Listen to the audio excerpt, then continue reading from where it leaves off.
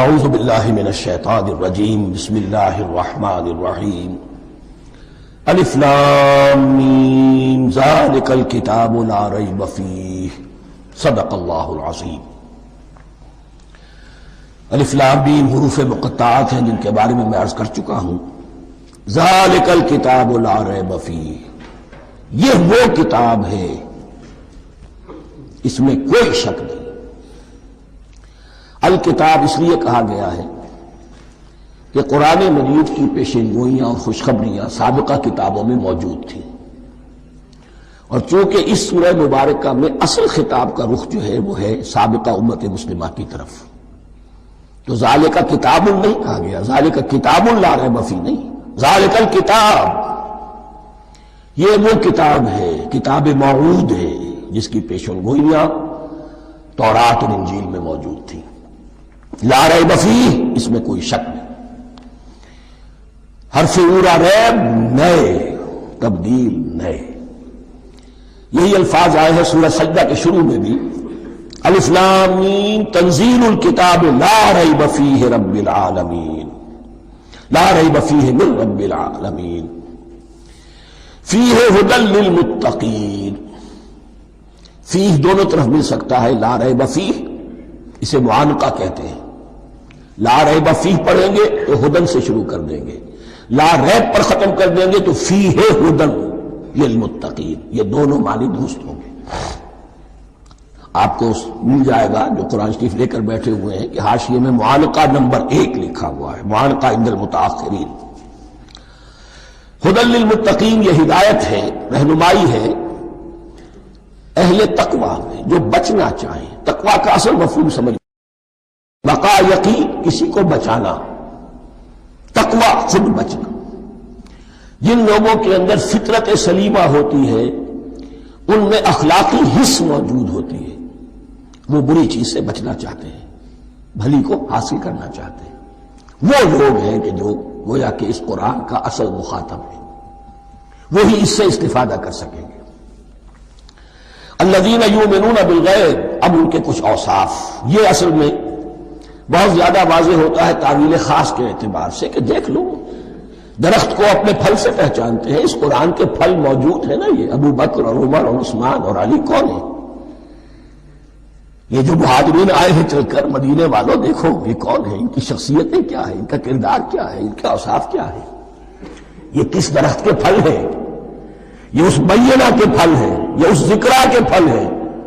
بینہ رسول من اللہ یتلو صحفا مطہرۃ فیہا کتب قیمہ، یہ اس شجرہ مبارکہ کے پھل ہیں۔ دیکھ لو ان کے کیا شب و روز ہے، الذین یؤمنون بالغیب، جو غیب پر ایمان رکھتے ہیں۔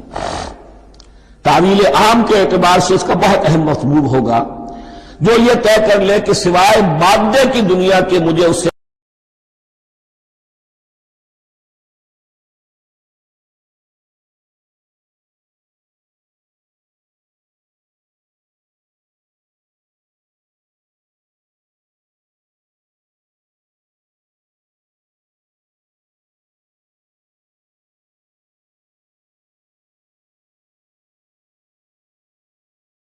جو اصل حقیقت ہے وہ مستور ہے، نگاہوں سے چھپی ہوئی ہے۔ سامنے جو کچھ نظر آ رہا ہے، ایک انگلستان کے بہت بڑے فلسفی کی کتاب کا عنوان ہے appearance and reality, reality and appearance, Bradley کی کتاب۔ اپیئرنس جو کچھ نظر آ رہا ہے یہ حقیقت نہیں، حقیقت اس کے پیچھے ہے۔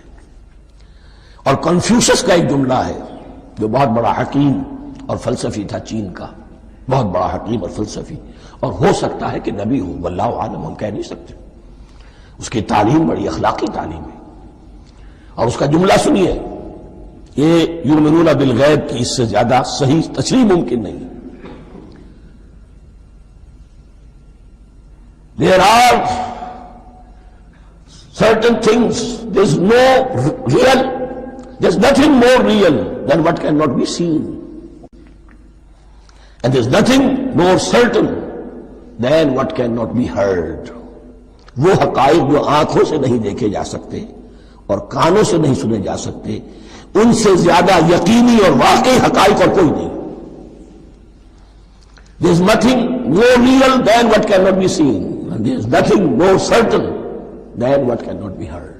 الذین یؤمنون بالغیب ویقیمون الصلاۃ، نماز قائم کرتے ہیں، ومما رزقناہم ينفقون، اور جو کچھ ہم نے انہیں دیا ہے اس میں سے خرچ کرتے ہیں، خیر میں، بھلائی میں، نیکی میں، ابناء نو کی حاجات کو رفع کرنے میں، لوگوں کی تکلیفیں دور کرنے میں، خود اللہ کے لیے، اللہ کی رضا جوئی کے لیے، اللہ کو قرض حسنہ دیتے ہوئے۔ والذین یؤمنون بما انزل الیک وما انزل من قبلک، اور وہ کہ جو ایمان رکھتے ہیں اس پر بھی جو آپ پر نازل کیا گیا ہے محمد صلی اللہ علیہ وسلم، اور اس پر بھی کہ جو آپ سے پہلے نازل کیا گیا۔ یہ بہت اہم الفاظ ہیں، اس لیے کہ عام طور پر آج کل ہمارے ہاں یہ خیال پھیلا ہوا ہے کہ یہ تورات اور انجیل کے پڑھنے کا کوئی فائدہ نہیں، کوئی ضرورت نہیں، کوئی ضرورت نہیں کی حد تک تو شاید بات صحیح ہو، لیکن کوئی فائدہ نہیں، یہ بالکل غلط ہے۔ یہ ابتدا ہے قرآن کی، اور کس قدر اہتمام کے ساتھ کہا جا رہا ہے، ایمان صرف قرآن پر نہیں، اس پر بھی کہ جو اس سے پہلے نازل کیا گیا۔ اور سورہ نساء کی آیت، اور سورہ نساء نازل ہوئی کہیں جا کر سن 6 ہجری میں، یا ایھا الذین آمنوا آمنوا باللہ ورسولہ والکتاب الذی نزل علی رسولہ والکتاب الذی انزل من قبل۔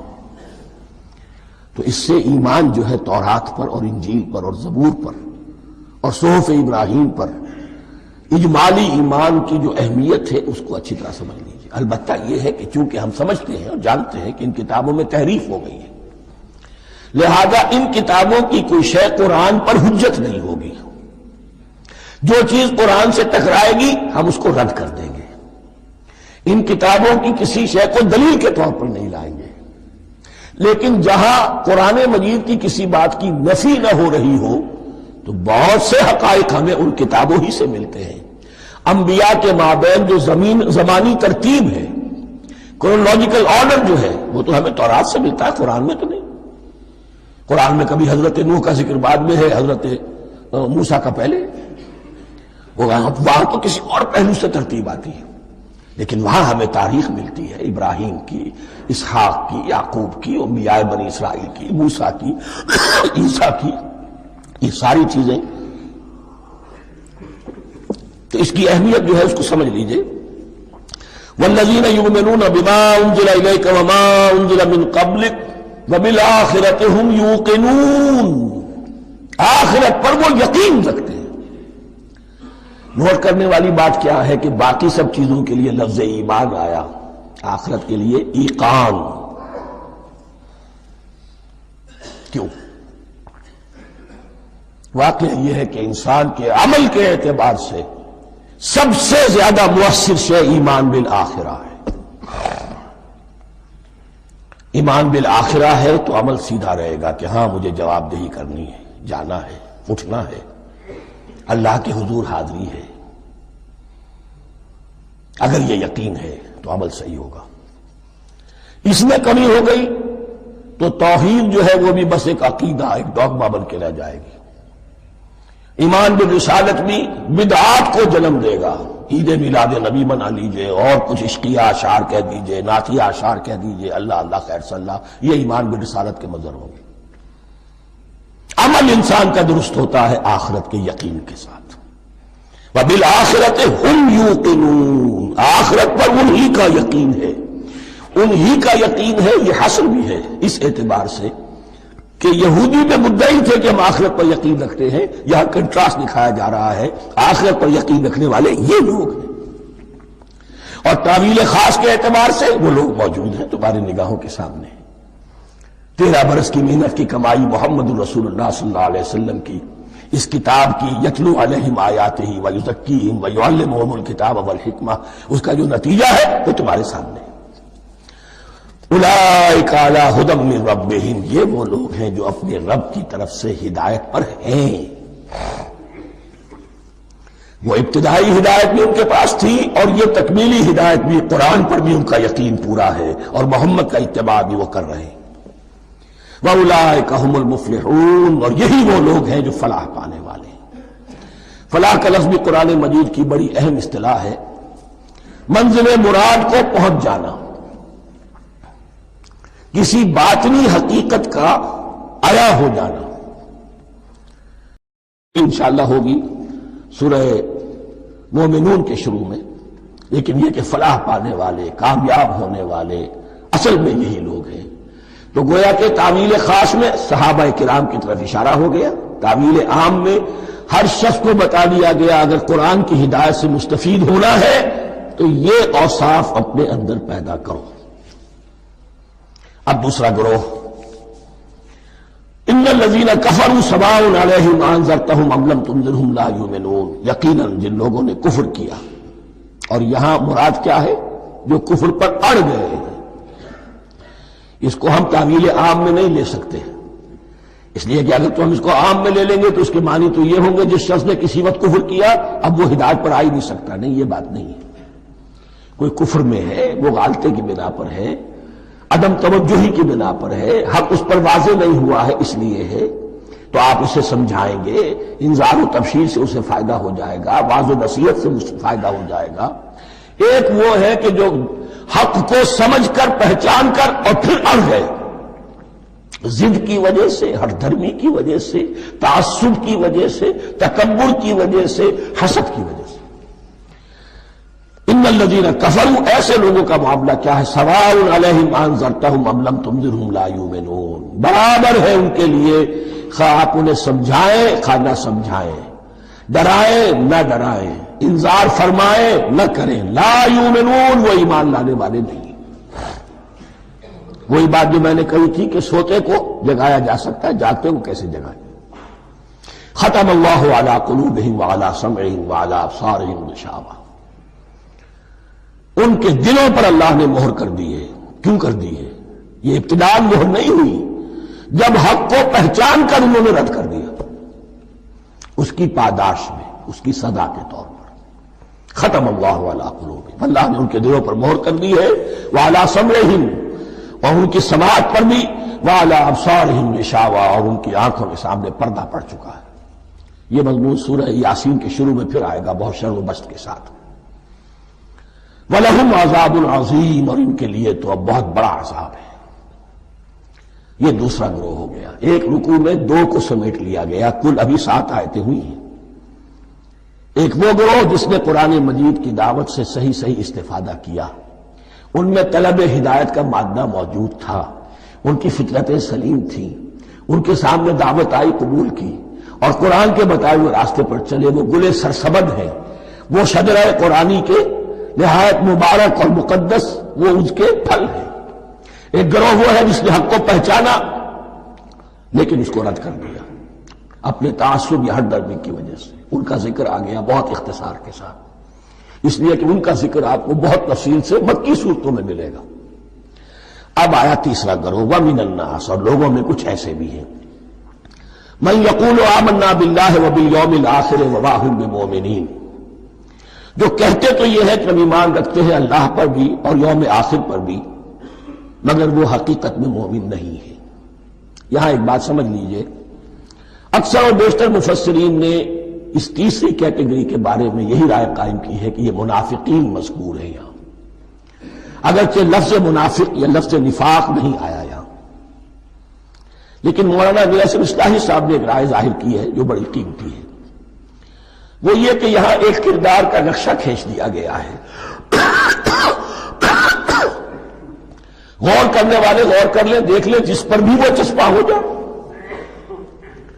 اور بالفعل جب یہ آیات نازل ہو رہی تھی تو دو طبقات پر یہ کردار نگاری جو ہے، یہ جو شخصیت کا ہیولہ کھینچا جا رہا ہے، وہ دو کے اوپر راست آ رہا تھا۔ ایک علماء یہود، وہ بھی کہتے تھے کہ ٹھیک ہے محمد جو کہہ رہے ہیں، ہم بھی اللہ کو مانتے ہیں، آخرت کو بھی مانتے ہیں، اسی لیے یہاں رسالت کا ذکر نہیں ہے۔ بھئی ہم محمد ہی کو نہیں مانتے نا صلی اللہ علیہ وسلم، باقی اگر 1.25 لاکھ نبی آئے ہیں تو باقی 1.25 لاکھ کو تو ہم مانتے ہیں، ایک محمد کو نہیں مانا، ایک عیسیٰ کو نہیں مانا، بس۔ تو ہمیں بھی مانا جانا چاہیے کہ ہم بھی مسلمان ہیں۔ ایک یہ ان کی رائے ہے، اور واقعہ یہ ہے کہ یہاں اس طریقے کا تذکرہ ہو رہا ہے کہ جس سے ان کا کردار بھی جھلک رہا ہے، روح سخن ان کی طرف جا رہا ہے۔ مجھے یاد ہے اپنی 10ویں جماعت کے زمانے میں دہلی میں نے دیکھا تھا کہ نوٹ سرکس وہاں کا ایک بڑی مارکیٹ ہوتی تھی، تو جوتے کی دکان پہ بہت بڑا جوتا لٹکایا ہوا تھا، بہت بڑا، اور لکھا تھا free to whom it fits, جس کے پاؤں میں یہ ٹھیک ٹھیک آ جائے وہ لے جائے اس کو۔ تو یہ free to whom it fits ہے، ایک کردار ہے، اب یہ کردار جس کے اوپر بھی فٹ بیٹھ جائے، ان میں یقیناً زیادہ تو غلبہ یہی ہے جو مفسرین کی رائے ہے، منافقین کا معاملہ جو ہو رہا ہے، لیکن یہ کردار بعین نہیں فٹ بیٹھ رہا ہے یہود کے علماء پر۔ اور یہ بھی نوٹ کر لیجئے کہ جو مدینہ منورہ میں نفاق کا جو پودا پروان چڑھا ہے، بلکہ پودا نہیں کہنا چاہیے، جھاڑ جھکاڑ جو پروان چڑھا ہے، وہ یہودیوں کے زیر اثر، جیسے جنگل کے اندر بڑے بڑے درخت بھی ہوتے ہیں اور اندر جو ہے نیچے جھاڑیاں بھی ہوتی ہیں، تو یہ نفاق کا جھاڑ جھکاڑ جو ہے وہ یہودی علماء کا جو پودا تھا اور بہت بڑا تھا، اس میں کوئی شک نہیں، اس کے سائے میں پروان چڑھا ہے۔ ان دونوں میں معنوی ربط بھی ہے۔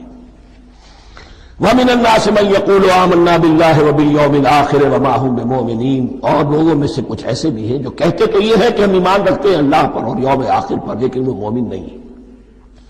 يُخَادِعُونَ اللَّهَ وَالَّذِينَ آمَنُوا وَمَا يَخْدَعُونَ إِلَّا أَنفُسَهُمْ، وہ دھوکہ دینے کی کوشش کر رہے ہیں اللہ کو اور اہل ایمان کو۔ یہ یخادعون جو ہے یہ باب مفعلہ ہے، باب مفعلہ میں کشمکش ہوتی ہے، کشاکش ہوتی ہے، لہذا ترجمہ میں نے کیا کوشش کر رہے ہیں۔ وما يخدعون الا انفسهم، یہ ثلاثی مجرد میں آ گیا، اور نہیں دھوکہ دے رہے مگر صرف اپنے آپ کو، یہ یقینی ہے اپنے آپ کو تو دھوکہ دے رہے ہو، لیکن یہ کہ اللہ اس کے رسول کو اور اللہ اور اہل ایمان کو دھوکہ نہیں دے سکتے۔ سورہ نساء کی آیت نمبر 142 میں یہ کھل کر منافقین کے بارے میں یہی الفاظ آئے ہیں، ان المنافقین یخادعون اللہ وہو خادعہم، یقیناً منافقین جو ہے وہ اللہ کو دھوکہ دینے کی کوشش کر رہے ہیں اور اللہ انہیں دھوکہ دے رہا ہے۔ فی قلوبہم مرض، ایک لفظ اور رہ گیا، وما یشعرون، انہیں اس کا شعور نہیں ہے۔ یہ بہت اچھی طرح نوٹ کر لیجئے، منافقین کی بھی اکثریت وہ تھی جنہیں اپنے نفاق کا شعور نہیں تھا، وہ اپنے تئیں سمجھتے تھے اپنے آپ کو مسلمان، وہ کہتے تھے یہ بے وقوف لوگ ہیں، محمد رسول اللہ کے بارے میں کہتے تھے یہ خام خواہ جو ہے انہوں نے لڑائی بھڑائی مول لے لی ہے اہل مکہ کے ساتھ، کیا ضرورت ہے، امن کے ساتھ جو ہے بات کرنی چاہیے۔ وہ سمجھتے تھے کہ ہم خیر خواہ ہیں، ہم بھلی بات کہہ رہے ہیں، یہ بے وقوف لوگ ہیں، دیکھتے نہیں کہ کس سے ٹکرا رہے ہیں، ہاتھ میں اسلحہ نہیں ہے اور لڑائی کے لیے جا رہے ہیں، تو بے وقوف تو یہ ہے۔ لیکن وہ سمجھتے تھے کہ ہم تو بڑے مخلص ہیں، ہم مسلح ہیں، تو ما یشعرون بہت ضروری ہے۔ بعض لوگ منافق ایسے بھی تھے کہ جو اسلام میں داخل ہی ہوتے تھے دھوکہ دینے کی خاطر، اور ان پہ پہلے دن سے واضح ہوتا تھا کہ ہم مسلمان نہیں ہیں، ہم نے اسلام کا لبادہ اوڑھا ہے صرف دھوکے کے لیے۔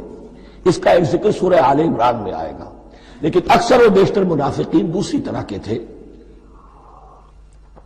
جنہیں اپنے نفاق کا شعور حاصل نہیں تھا۔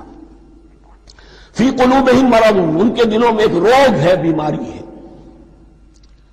یہ روگ اور بیماری کیا ہے؟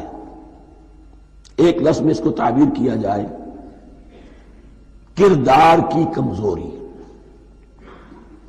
Weakness of character. ایک شخص وہ ہوتا ہے کہ جو سمجھتا ہے یہ حق ہے، حق سے بعد آباد، اب جو ہو سو ہو۔ ایک حق کو حق پہچان کر رد کر دیتا ہے، وہ کافر ہو گیا۔ ایک حق کو حق پہچان کر آیا تو صحیح، لیکن ویکنس آف کیریکٹر کی وجہ سے قوت ارادی کمزور ہے، آخرت بھی چاہتے ہیں، دنیا کو بھی ہاتھ سے دینے کو تیار نہیں، یہاں کا بھی کوئی نقصان نہ ہو اور آخرت کا بھی سارا بھلا ہمیں مل جائے۔ یہ وہ لوگ ہیں در حقیقت کہ اس کو کہا روگ۔ فی قلوبہم مرض فزادہم اللہ مرضا، تو اللہ نے ان کے مرض میں اضافہ کر دیا۔ یہ اللہ کی سنت ہے، آپ حق پر چلنا چاہیں حق کا راستہ آپ کے لیے آسان کر دے گا، آپ برائی کی طرف جانا چاہیں بڑی سے بڑی برائی آپ کے لیے ہلکی ہوتی چلی جائے گی، کوئی خاص بات ہی نہیں، چلو یہ بھی کر گزرو، جب یہ کر لیا تو یہ بھی کر گزرو۔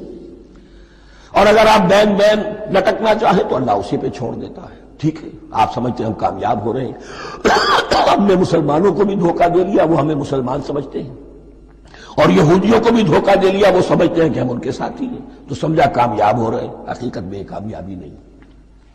فی قلوبہم مرض فزادہم اللہ مرضا ولہم عذاب علیم بما کانوا یکذبون، اور ان کے لیے تو دردناک عذاب ہے۔ عذاب عظیم کا لفظ آیا تھا اوپر کفار کے لیے، وَلَهُمْ عَذَابٌ عَظِيمٌ، 7ویں آیت ختم ہوئی، اور عذاب علیم کا لفظ آیا یہاں، ان کے لیے دردناک المناک عذاب ہے، بما کانوا یکذبون، بسبب اس جھوٹ کے جو وہ بول رہے تھے۔ وَإِذَا قِيلَ لَهُمْ لَا تُفْسِدُوا فِي الْأَرْضِ، اور جب ان سے کہا جاتا تھا مت فساد کرو زمین میں، مراد کیا ہے اس سے؟ کہ جب محمد کو مان لیا کہ اللہ کے رسول ہیں، اب ٹھیک ٹھیک پیروی کرو، ان کے پیچھے چلو، ان کا حکم ہے تو جنگ کے لیے نکلو، ان کی طرف سے تقاضا آتا ہے مال پیش کرو، اور اگر تم اس سے کتراتے ہو تو فساد مچا رہے ہیں، جماعتی زندگی کے اندر فتنہ و فساد پیدا کر رہے ہیں۔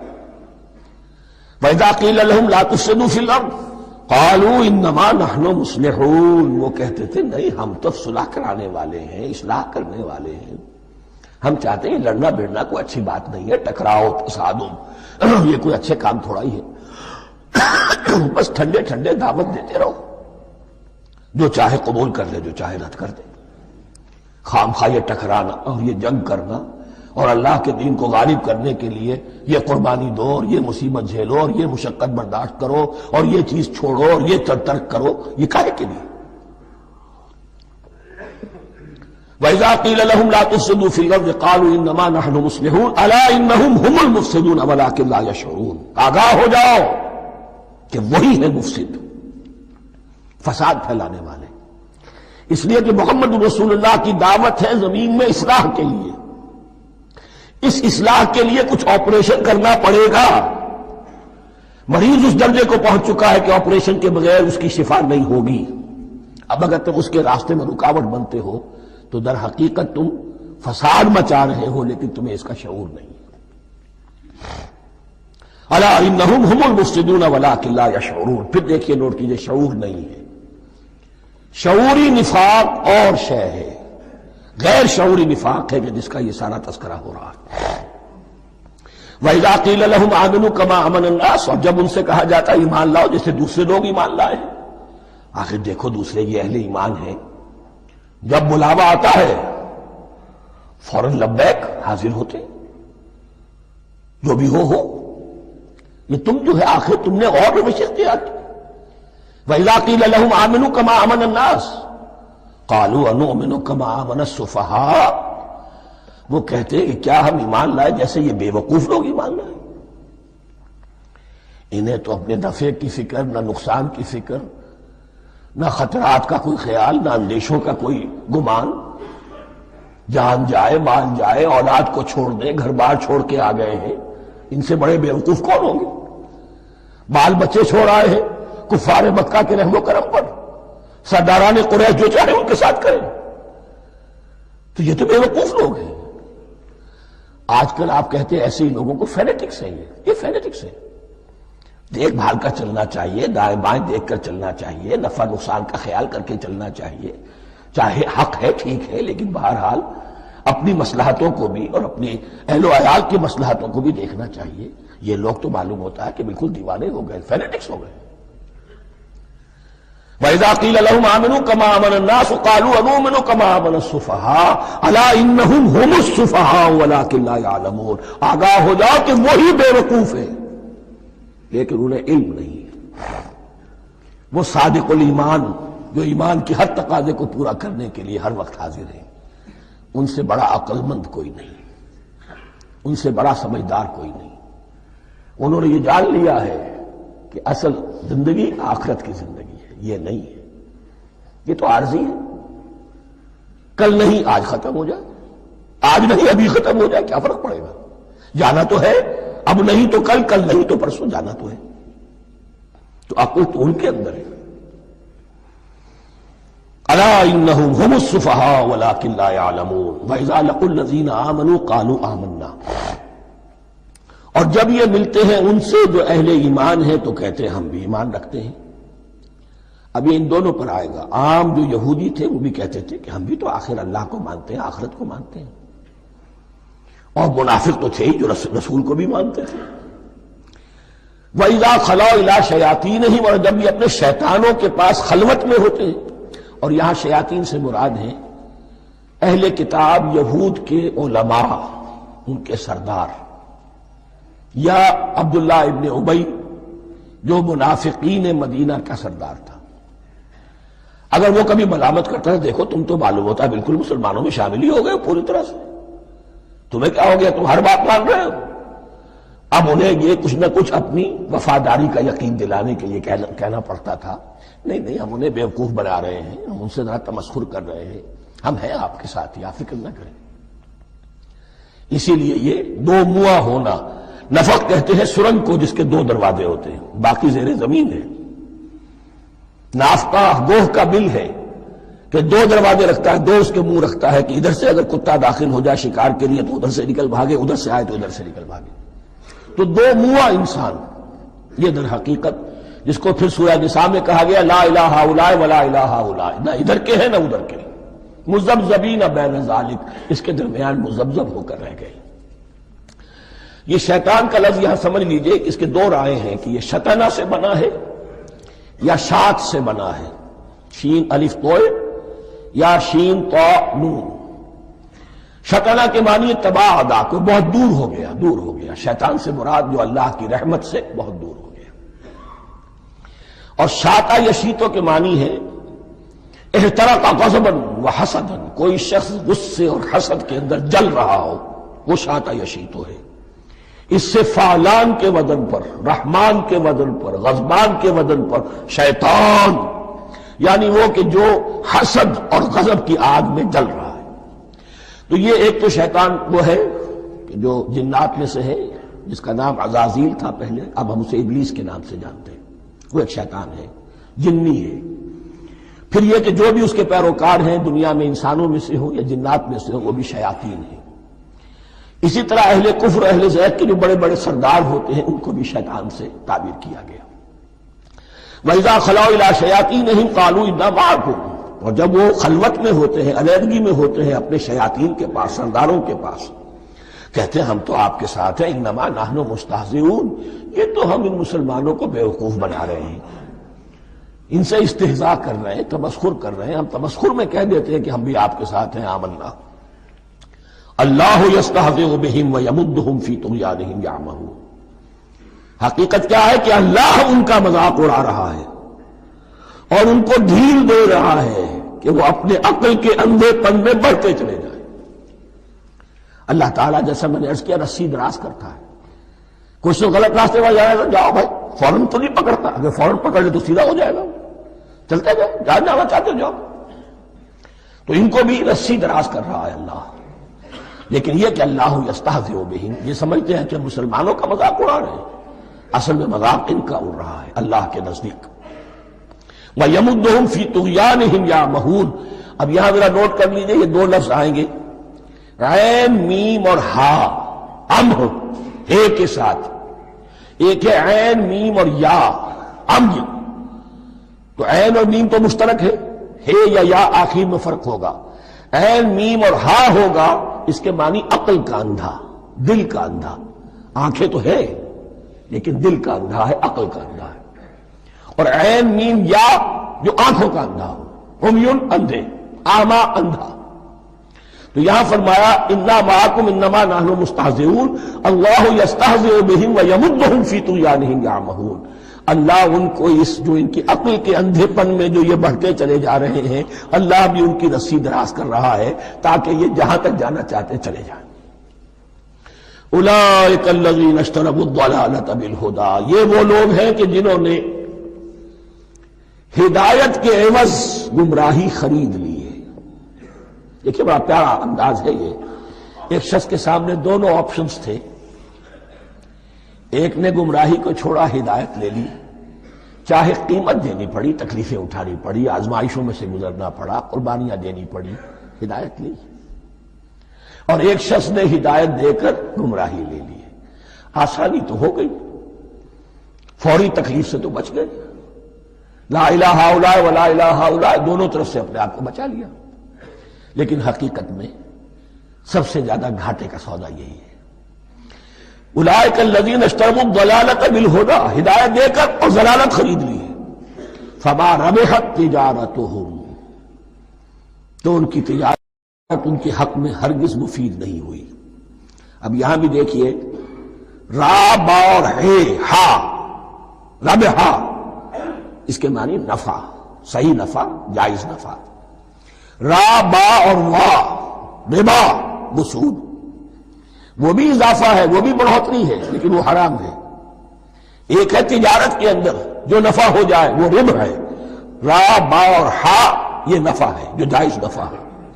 را با اور وا ربا یہ کیا ہے؟ یہ سود ہے، یہ حرام ہے. را اور با مشترک ہے، آگے ہا آگے اور با اس کا فرق ہے. فما ربحت تجارتہم وما کانوا مہتدین، ان کی تجارت ان کے حق میں ہرگز مفید نہیں ہوئی اور نہیں ہے اب یہ ہدایت پانے والے. مثلہم، اب یہاں دو تمثیلیں آ رہی ہیں بڑی پیاری. پہلی تمثیل ہے کفار کے بارے میں، دوسری تمثیل ہے یہ بین والے لوگوں کے بارے میں. پہلوں کے لیے کیا تمثیل ہے؟ مثلہم کمثل الذی استوقد نارا، ان کی مثال اس شخص کی سی ہے جس نے آگ روشن کی. ایک نقشہ کھینچا جا رہا ہے. اندھیری شب ہے جدا اپنے قافلے سے ہے تو، تیرے لیے ہے میرا شعلہ نوا قندیل. اندھیری شب ہے، قافلہ بھٹک رہا ہے. کچھ لوگ بڑی ہمت کرتے ہیں، اندھیرے میں بھی ادھر ادھر سے لکڑیاں جمع کرتے ہیں اور آگ روشن کر دیتے ہیں. لیکن اس وقت جب آگ روشن ہوتی ہے کچھ لوگوں کی بینائی سلب ہو جاتی ہے. پہلے وہ اندھیرے میں اس لیے تھے کہ روشنی نہیں تھی، اب وہ اندھیرے کے اندھیرے میں رہ گئے کہ روشنی تو خارج میں آ گئی، اپنی اندر کی روشنی گل ہو گئی، بصارت سلب ہو گئی. یہ مثال ہے ان کفار کی کہ حضور کی آمد سے پہلے سب بھٹک رہے تھے، کوئی حقیقت واضح نہیں تھی، قافلہ انسانیت بھٹک رہا تھا اندھیری شب میں. محمد رسول اللہ آئے، انہوں نے آگ روشن کر دی، اب راستہ کھل گیا، ہدایت واضح ہو گئی. لیکن کچھ ضد یا تعصب یا تکبر یا حسد کی بنیاد پر کچھ لوگوں کی اندر کی بینائی زائل ہو گئی. تو وہ تو ویسے کے ویسے بھٹک رہے ہیں، جیسے پہلے اندھیرے میں تھے ویسے ہی اب اندھیرے میں ہے. روشنی میں آنے والے تو وہ ہیں، دیکھ لو جن کا ذکر سب سے پہلے ہوا ہے. مثلہم کمثل الذی استوقد نارا، اس شخص کی سی ہے کہ جس نے آگ روشن کی. فلما اضاءت ما حولہ، جب اس آگ نے اپنے ماحول کو گردا گرد کو روشن کر دیا. ذہب اللہ بنورہم، اللہ ان کی نور بصارت کو لے گیا، سلب کر لیا اللہ نے. وترکہم فی ظلمات لا یبصرون، اور چھوڑ دیا انہیں ان اندھیروں کے اندر کہ وہ کچھ نہیں دیکھتے. صم بکم عمی فہم لا یرجعون، اسم کہتے ہیں بہرے کو، سم جمع ہے اس کی، سمن. اب کمو کہتے ہیں گونگے کو، بکمن اس کی جمع ہے. آما کہتے ہیں اندھے کو، عمیون اس کی جمع ہے. یہ بہرے ہیں، گونگے ہیں، اندھے ہیں. فہم لا یرجعون، اب یہ لوٹنے والے نہیں. یہ کون ہے؟ ابو جہل ہے، ابو لہب ہے، ولید بن مغیرہ ہے، عقبہ ابن ابی معیط ہے.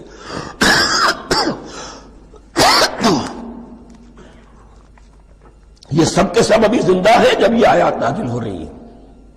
ابھی تو غزوہ بدر ہوگا سن 2 ہجری میں، اور اس میں یہ سب جو ہے واصل جہنم ہوں گے. ابھی تک تو ہے نا. یہ لوگ ہو گئے اس کی مثال.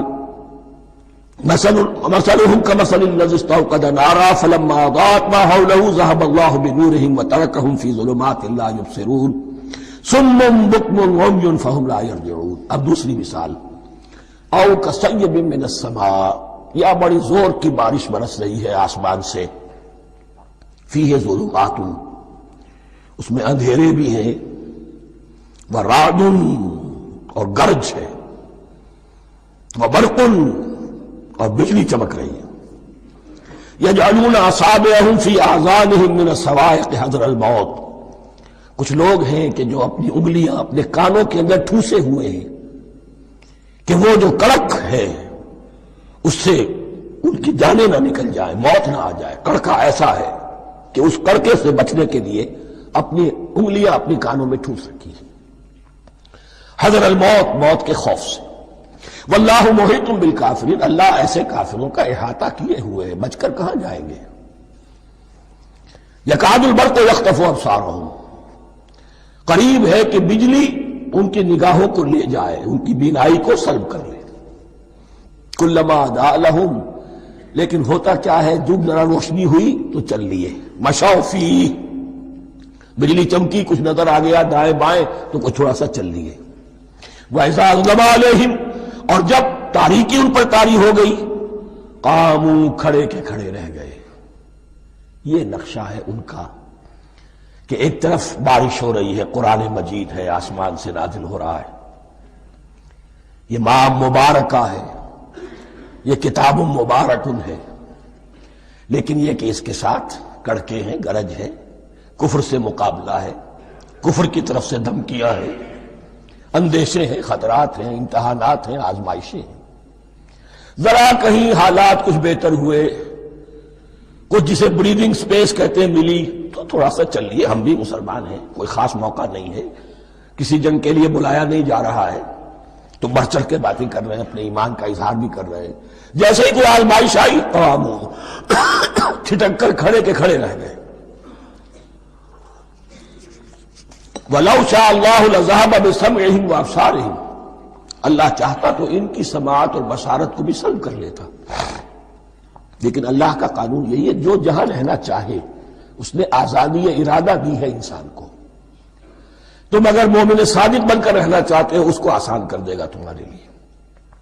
تم نے اپنے تعصب کی وجہ سے، اپنے تکبر کی وجہ سے کفر کا راستہ اختیار کیا، اللہ اسی کو کھول دے گا۔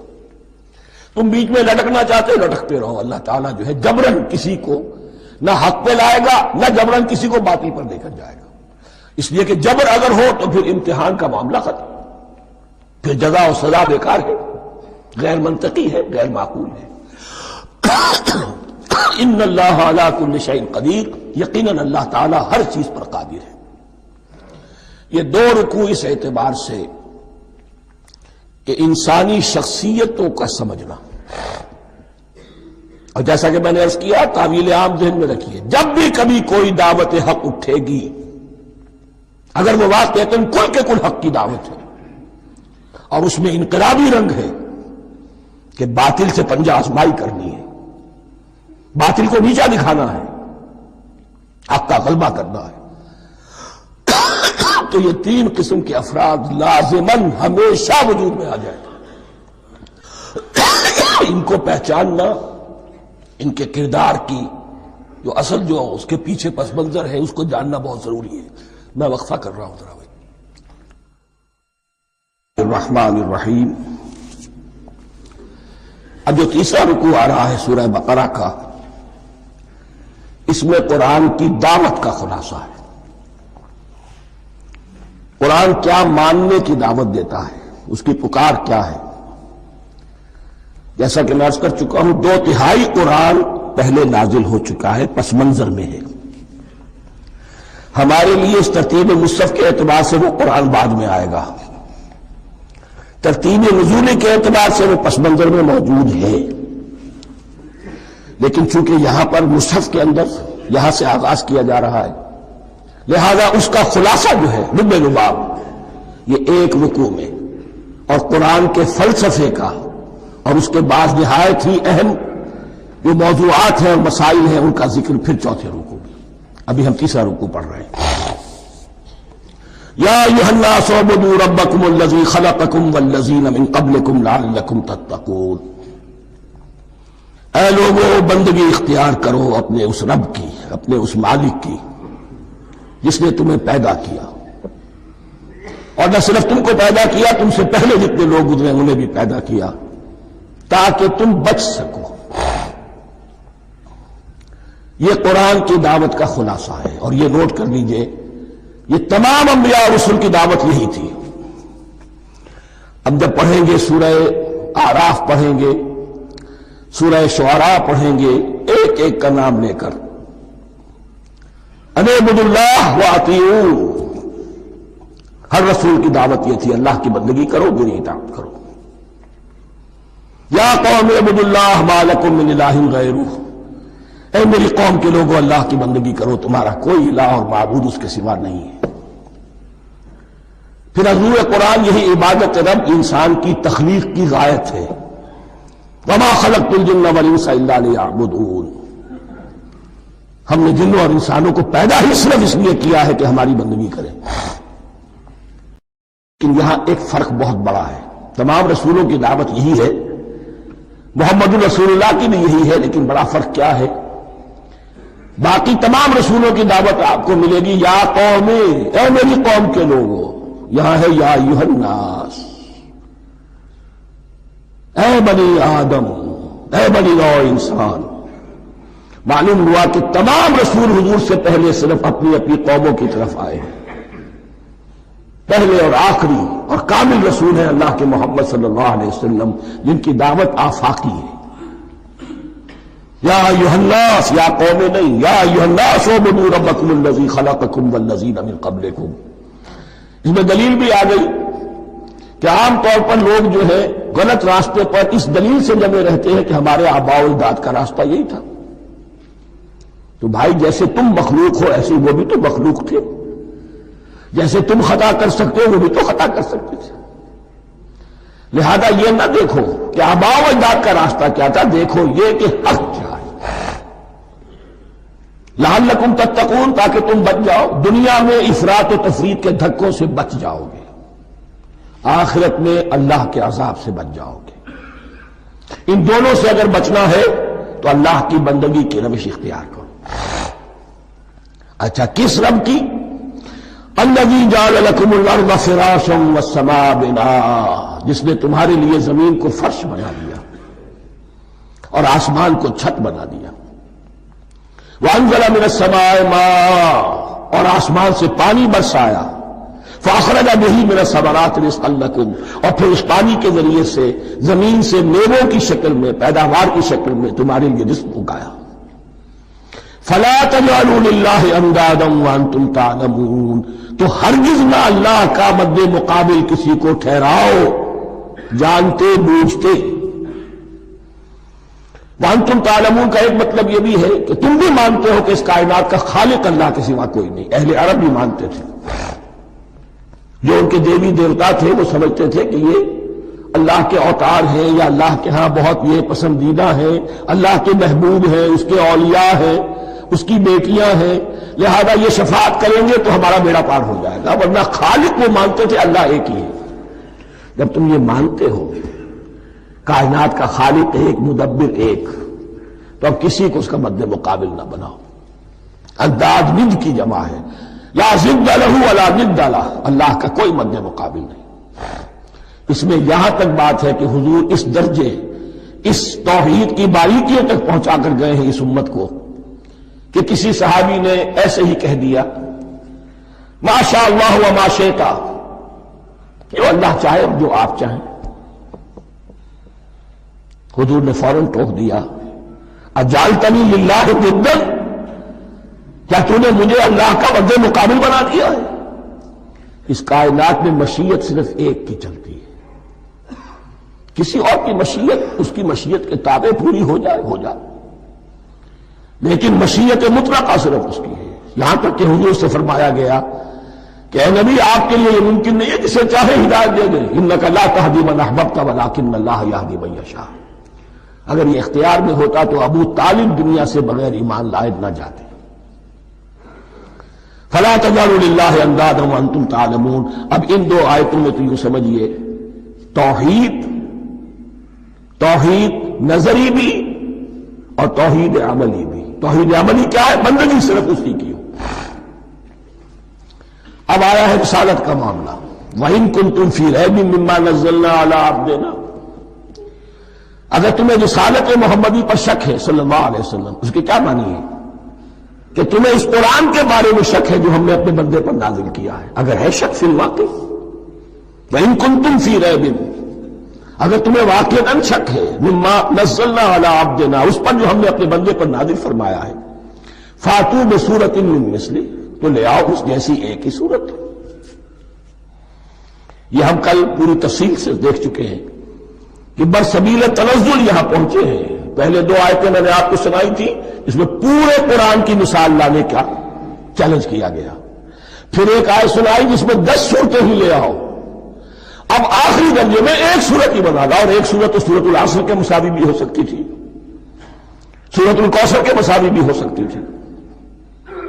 وَادْعُوا شُهَدَاءَكُم مِّن دُونِ اللَّهِ إِن كُنتُمْ صَادِقِينَ، اور بلا لو اپنے سارے مددگاروں کو اللہ کے سوا، جن ہو انس ہو. اس لیے کہ قریش کا خیال یہ تھا کہ جو شعراء ہوتے ہیں ان کے پاس جن ہوتے ہیں، وہ جن انہیں سکھاتے ہیں، ورنہ عام آدمی تو یہ شعر نہیں کہہ سکتا. تو تمہارا اگر کوئی گمان ہے، کوئی جنات سکھانے والے ہیں، کوئی انسان ہے، خطیب ہے، شعراء ہے، ادیب، سب کو جمع کر. ان کنتم صادقین. اب یہ ہے بہت ہی، جس کو میں نے کل کہا تھا، آپ کو یاد ہوگا، قرآن کا انداز کیا ہوتا ہے کہ وہ اپنے اندر جھانکنے کی دعوت دیتا ہے. یہ گویا کہ آنکھوں میں آنکھیں ڈال کر یہ کہا جا رہا ہے کہ حقیقت میں تمہیں کوئی شک نہیں ہے، یہ تم بات بنا رہے ہو صرف. اگر واقعتاً شک ہے تو آؤ میدان. حقیقت یہ کہ تمہیں شک نہیں ہے. اگر تم سچے ہو فاتوا بسورۃ من مثلہ، تو اس جیسی ایک ہی صورت بنا لاؤ. فإن لم تفعلوا، اب ذرا انداز دیکھیے تحدی کا، چیلنج کا. پھر اگر تم یہ نہ کر پاؤ، وَلَن تَفْعَلُوا، اور ہرگز نہیں کر سکو گے. یہ چیلنج کون دے سکتا ہے؟ اللہ کے سوا کوئی نہیں دے سکتا. یہ انداز کسی کتاب کا نہیں ہے. ذَلِكَ الْكِتَابُ لَا رَيْبَ فِيهِ، یہ کسی کا نہیں ہے. فَإِن لَمْ تَفْعَلُوا وَلَن تَفْعَلُوا، پھر اگر تم نہ کر پاؤ اور تم ہرگز نہیں کر پاؤ گے، فَاتَّقُوا النَّارَ الَّتِي وَقُودُهَا النَّاسُ وَالْحِجَارَةُ، تو ڈرو اس آگ سے جس کا ایندھن بنے گے انسان اور پتھر. اعدت للکافرین، کافروں کے لیے تیار کر لی گئی ہے، بھڑکا دی گئی ہے. پتھروں کا ذکر خاص طور پر کیوں ہے؟ 2 اس کے امکانات ہیں. آپ کو معلوم ہے کہ وہ جو پتھر کا کوئلہ ہوتا ہے اس کی آگ بڑی سخت ہوتی تھی، عام جو ہمارا یہ لکڑی کا کوئلہ ہوتا ہے اس کے مقابلے میں. اور دوسرے یہ بھی کہ چونکہ انہوں نے جو معبود تراش رکھتے تھے وہ پتھر کے ہوتے تھے، تمہارے ساتھ ہی تمہارے معبودوں کو بھی جھونکا جائے گا، وہ بھی جلیں گے، تاکہ تمہاری حسرت کے اندر اضافہ ہو. ان سے ہم دعائیں مانگا کرتے تھے، ان کے سامنے ماتھے ٹیکتے تھے، ان کے سامنے ڈنڈوت کرتے تھے، ان کو چڑھاوے چڑھاتے تھے. اب یہاں گویا کہ ایمان باللہ، توحید، ایمان بالرسالت اور ایمان بالآخرت. فاتقوا النار التي وقودها الناس والحجارة اعدت للكافرين وبشر الذين آمنوا وعملوا الصالحات، اور بشارت دے دیجئے اے نبی ان لوگوں کو کہ جو ایمان لائے اور جنہوں نے نیک عمل کیے، ان لهم جنات تجری من تحتها الانہار، کہ ان کے لیے وہ باغات ہیں کہ جن کے دامن میں ندیاں بہتی ہوں گی. لفظی ترجمہ ہوگا جن کے نیچے ندیاں بہتی ہوں گی. مراد اس سے کیا ہے؟ عام فطری باغ وہ ہوتے تھے کہ جس میں ذرا اونچائی پر جو ہے درخت لگے ہوئے ہیں اور دامن میں ندی بہ رہی ہے، تو اس سے خود بخود جو ہے ایریگیشن، نیچرل ایریگیشن ہو رہی ہے، درختوں کے جڑوں تک پانی پہنچ رہا ہے. 12 ترجمہ آپ لفظی کریں، ان کے نیچے ندیاں بہتی ہوں گی، یا یہ کہ جن کے دامن میں ندیاں بہتی ہوں گی. کلما رزقوا منها من ثمرۃ رزقا، جب بھی کبھی انہیں دیا جائے گا کوئی پھل رزق کے طور پر کھانے کے لیے جنت میں، قالوا هذا الذي رزقنا من قبل، وہ کہیں گے یہ تو وہی شے ہے جو ہمیں پہلے بھی ملتی تھی. اس کا ایک مفہوم یہ ہے، یہ جو نزل ہے، ابتدائی جو ہے دعوت ہے، ابتدائی ضیافت جو ہوگی اس میں وہی چیزیں کہ جو معروف ہے، جانی پہچانی ہے. یہ رمان، یہ دیکھیے یہ انار آ رہا ہے خوبصورت، یہ انگور ہے خوبصورت، یہ نخیل ہے، یہ نخل ہے، یہ رطب ہے، لیکن ذائقے کی کوئی نسبت و تناسب بھی نہیں ہوگا. وہ کہیں گے یہ وہی شے ہے جو ہمیں پہلے ملتی تھی. وَأُتُوا بِهِ مُتَشَابِهًا، مشابہ تو ہوگی وہ، لیکن ان کے ذائقے میں زمین و آسمان کا فرق ہوگا. اور ایک یہ بھی مفہوم لیا گیا کہ آخرت میں جنت میں بھی وہی میوے ملتے رہیں گے، لیکن ان کا ذائقہ بدلتا رہے گا. شکل وہ ہوگی لیکن ذائقہ وہی رہے گا کہ جس سے انسان کی بھی طبیعت بڑھ جاتی ہے ایک ہی شے کو کھاتے ہوئے. وَلَهُمْ فِيهَا أَزْوَاجٌ مُطَهَّرَةٌ، اور ان کے لیے ہوں گے اس میں بہت ہی پاک باز، نہایت پاک کی ہوئی بیویاں ہوں گی. ازواج مطہرۃ وہم فیہا خالدون، اور اس میں رہیں گے ہمیشہ ہمیشہ. یہ تو تین جو اصول ہیں دین کے دعوت ایمان، توحید اور رسالت اور معاد، ایمان باللہ، ایمان بالرسول، ایمان بالآخرہ. اب ذرا کچھ ضمنی مسائل ہیں کہ جو بعض کفار کی طرف سے، بعض معتزلین کی طرف سے پیش ہوتے تھے، وہ کبھی بھی اس چیلنج کا مقابلہ تو نہ کر سکے، میدان میں تو نہ آ سکے. یہ بالکل ایسی بات ہے جیسے کسی مصور کی تصویر پر اعتراض کرنے والے تو بہت تھے. جب کہا گیا کہ ذرا یہ لیجیے قلم، اس کو ٹھیک کر دیجیے، یہ برش آپ کے ہاتھ میں دیتا ہوں، اب سب پیچھے ہٹ گئے. تو کوئی صورت قرآن کے مقابلے میں لانا وہ تو ان کے لیے ممکن نہیں تھی، لیکن ادھر ادھر سے اعتراضات کرنے کے لیے جو زبانیں کھلتی تھی ان میں سے ایک اعتراض نقل کیا جا رہا ہے. وہ یہ تھا کہ وہ کہتے تھے کہ قرآن مجید میں مکھی کی تشبیہ آئی ہے، یہ تو بڑی حقیر سی شے ہے. اعلیٰ کلام ہو اور اعلیٰ متکلم ہو وہ ایسی حقیر چیزوں کا تذکرہ نہیں کرتا. بیت العنکبوت مکڑی کا بھی ذکر ہے قرآن میں، اتنی حقیر شے کا، یہ کوئی اعلیٰ کلام نہیں. اس کا جواب دیا جا رہا ہے کہ اصل میں کہیں تشبیہ بیان کرنی ہے، تمثیل بیان کرنی ہے، تو دیکھنا یہ کہ جس شے کے لیے تشبیہ دی جا رہی ہے اس کی مناسبت والی شے ہو. شے کوئی بہت حقیر ہے تو کسی عظمت والی شے سے آخر کیسے تشبیہ دی جائے گی؟ وہ تو کسی حقیر شے سے ہی تشبیہ دی جائے گی، تو جو اصل مقصد ہے تشبیہ کا وہ پورا ہوگا.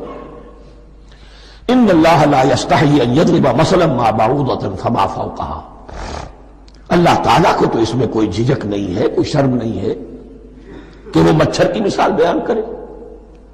تو اس سے اوپر، اب یا فوقها بھی دونوں معنی ہو جائیں گے، یعنی کمتر اور حقیر ہونے میں اس سے بھی بڑھ کر، یا یہ کہ اس سے اوپر کی کوئی شے اس کی مثال دینے میں اللہ کو کوئی جھجک نہیں. اس لیے کہ مکھی بھی بہرحال مچھر سے تو ذرا بڑی شے ہے. اس معنی میں بھی ہو سکتا ہے فوقہا، اور فوقہا اس معنی میں بھی کہ اس سے بھی حقیر ہونے میں اس سے بھی بڑھ کر. فَأَمَّا الَّذِينَ آمَنُوا فَيَعْلَمُونَ أَنَّهُ الْحَقُّ مِنْ رَبِّهِمْ، تو جو لوگ صاحب ایمان ہیں وہ جان لیتے ہیں کہ یہ حق ہے ہمارے رب کی طرف سے. وَأَمَّا الَّذِينَ كَفَرُوا، اور جنہوں نے کفر کیا ہے، فَيَقُولُونَ مَاذَا أَرَادَ اللَّهُ بِهَذَا مَثَلًا، یہ کیا مثال اللہ نے دی، کیا ارادہ ہوا اللہ کا اس مثال کے ذریعے سے. ناک منہ چڑھا رہے ہیں، اعتراض کر رہے ہیں. اب جو آ رہا ہے اگلا جملہ وہ ہے بہت اہم، یضل بہ کثیرا ویہدی بہ کثیرا، اسی کے ذریعے سے اللہ بہتوں کو ہدایت دیتا ہے اور اسی کے ذریعے سے بہتوں کو گمراہ کرتا ہے. معلوم ہوا کہ ہدایت اور گمراہی اور ہدایت اور ضلالت انسان کی سبجیکٹو کنڈیشن کے اوپر دار و مدار ہے. اس کا آپ کے دل میں خیر ہے، بھلائی ہے، نیت صحیح ہے، طلب ہدایت، طلب علم، اس میں آپ سچے ہیں، آپ کو ہدایت مل جائے گی. دل میں زیغ ہے، کجی ہے، نیت میں ٹیڑھ ہے، فساد ہے، تو اسی کے ذریعے سے اللہ آپ کی گمراہی میں اضافہ کر دے گا. یضل بہ کثیرا ویہدی بہ کثیرا، لیکن اللہ کا یہ کسی کو ہدایت دینا اور کسی کو ضلالت دینا علل ٹپ نہیں ہے، کسی قاعدے اور قانون کے بغیر نہیں ہے. وما یضل بہ الا الفاسقین، نہیں گمراہ کرتا وہ اس کے ذریعے سے مگر صرف سرکش لوگوں کو، جن میں سرکشی ہے، تعلی ہے، تکبر ہے. اور ان کے اوصاف کیا ہے؟ الذین ینقضون عہد اللہ من بعد میثاقہ، جو توڑ دیتے ہیں اللہ کے ساتھ کیے ہوئے عہد کو. اور سب سے بڑا عہد یہ سورہ اعراف میں چل کر آئے گا، عہد الست. عالم ارواح میں ہم عہد الست کر کے آئے. الست بربکم قالوا بلی، کیا میں ہی نہیں ہوں تمہارا رب؟ تمام ارواح میں، میں بھی تھا، آپ بھی تھے، سب تھے، کل انسان، جتنے انسان دنیا میں آج تک آ چکے ہیں وہ بھی تھے، اور جو آنے ہیں ابھی قیامت تک وہ بھی تھے، لیکن تھے صرف ارواح کی شکل میں، جسم نہیں تھے. اور یہ میں آپ کو بتا چکا ہوں، مکمل وجود ہے انسان کا روحانی وجود. اولاً تخلیق اس کی ہوئی تھی، اسی سے آگے چل کر ایک بہت فلسفے کا بہت گہرا مضمون آ رہا ہے آگے چل کر. وہ جو عہد الست بربکم قالوا بلی، انہوں نے اس عہد کو توڑا، اللہ کو اپنا مالک اور خالق اور اپنا حاکم جاننے کی بجائے خود حاکم بن کر بیٹھ گئے. الیس لی ملک مصر، کیا مصر کی بادشاہی میری نہیں ہے؟ I am the sovereign, we are sovereign, popular sovereignty. بغاوت، سرکشی، فاسق. وما يضل به الا الفاسقين الذين ينقضون الميثاق ويقطعون ما امر الله به ان يوصل، اور کاٹتے ہیں وہ چیز جسے اللہ نے جوڑنے کا حکم دیا ہے. اللہ نے صلہ رحمی کا حکم دیا ہے، یہ قطع رحمی کرتے ہیں. مال کی طلب میں بھائی بھائی کو ختم کرتا ہے اس کے مال کو ہتھیانے کے لیے، اپنی ذاتی اغراض کے لیے تمام اخلاقی حدود جو ہے انسان پر سو پیش ڈال دیتا ہے. اپنا تکبر، اپنے لیے تعلی. الذین، آپ دیکھیے نوٹ کیجئے، اس میں ہماری شریعت کا فلسفہ یہ ہے، ایک تعلق ہے اللہ کا بندے کے ساتھ، حقوق اللہ. ایک ہے بندوں کا بندوں کے ساتھ، حقوق العباد. اللہ کا حق کیا ہے؟ اسے حاکم اور مالک، اور حاکم سمجھو، الملک سمجھو، خود اس کے بندے بنو. انسانوں کا حق کیا ہے؟ کونوا عباد اللہ اخوانا، سب آپس میں بھائی بھائی اللہ کے بندے بن جاؤ. اور اس میں سب سے اہم ترین رحمی رشتہ ہے، سگے بھائی بہنیں. پھر دادی کے اوپر جا کر وہ کزنز آ جائیں گے، پر دادی پر جا کر اور جمع ہو جائیں گے، یہاں تک کہ آدم و حوا پر تمام انسان جمع ہو جائیں گے. تو رحمی رشتے کی بڑی اہمیت ہے. تو وہ فاسقین کے جو توڑتے ہیں اللہ کے عہد کو، اس کو مضبوطی سے باندھنے کے بعد، وَيَقْطَعُونَ مَا أَمَرَ اللَّهُ بِهِ أَن يُوصَلَ وَيُفْسِدُونَ فِي الْأَرْضِ، انہی دونوں چیزوں کے نتیجے میں زمین میں فساد پیدا ہوتا ہے. یا اللہ کی اطاعت سے باغی ہو گئے، اور یا آپس میں ایک دوسرے کی گردنیں کاٹنے لگے. اولئک ھم الخاسرون، یہی لوگ ہیں جو بالآخر خسارے میں، آخری اور دائمی خسارے میں رہنے والے ہیں. کیف تکفرون باللہ وکنتم امواتا، تم کیسے کفر کرتے ہو اللہ کا. بڑا پیارا انداز ہے.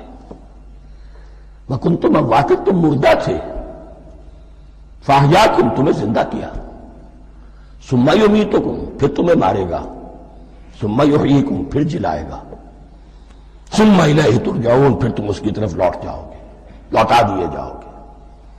یہاں وہ بات آ گئی جو آج نگاہوں سے بالکل اوجھل ہو چکی ہے. یہ ہم دنیا میں آنے سے پہلے مردہ تھے، کیا مانی؟ یہ مضمون آ کر اصل میں سورہ غافر یا سورہ مومن میں چل کر اس کی پوری وضاحت ہوگی. لیکن چونکہ یہاں تذکرہ ہو چکا ہے عہد الست کا، ہماری پہلی تخلیق ہوئی عالم ارواح میں، ارواح کی صورت میں، پھر ہمیں سلا دیا گیا. وہ ہماری پہلی موت تھی. مردہ جو ہے معدوم نہیں ہوتا، مردہ ہوتا ہے، بے جان ہوتا ہے، سویا ہوا ہوتا ہے. اور موت کو اور نیند کو تشبیہ دی گئی ہے. پھر ہمیں اس جسد کے ساتھ یہاں زندہ کیا گیا. پھر موت طاری ہوگی، پھر ہمیں زندہ کیا جائے گا. یہ آیت جیسا کہ میں نے عرض کیا بہت بڑی اور بڑی گہری حکمت اور فلسفہ قرآن کی آیت ہے. کیسے اللہ کا انکار کرتے؟ کنتم اموات، تم مردہ تھے، سوئی ہوئی ارواح کی شکل میں تھے. فاحیاکم، تمہیں جگایا اس جسد کے ساتھ، زندہ کیا. ثم یمیتکم ثم یحییکم، پھر تمہیں مارے گا، پھر جلائے گا.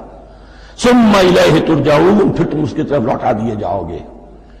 اور اب اس کے بعد جو آخری آیت ہے، هو الذی خلق لکم ما فی الارض جميعا، اس نے تمہارے لیے بنایا ہے جو کچھ بھی زمین میں ہے. اس میں خلافت کا مضمون آ گیا. حدیث میں آتا ہے انما الدنیا خلقت لکم وانتم خلقتم للآخرہ، یہ دنیا تمہارے لیے بنائی گئی ہے، تم آخرت کے لیے بنائے گئے ہو. هو الذی خلق لکم ما فی الارض جميعا، اس لیے کہ اگلی آیت پھر آ رہی ہے خلافت کی آیت. سارا کچھ زمین میں یہ بستر جو بچھایا اور یہ کائنات کو زمین کو سجایا تمہاری خلافت کے لیے. ثم استوى الى السماء فسواهن سبع سماوات، پھر وہ متوجہ ہوا آسمانوں کی طرف اور انہیں 7 آسمانوں کی شکل میں بنا دیا. جیسا کہ میں کل عرض کر چکا ہوں، یہ تاحال ابھی یہ آیات متشابہات میں سے ہے. 7 آسمانوں کی کیا حقیقت ہے ہم اس سے ابھی پورے طور سے واقف نہیں.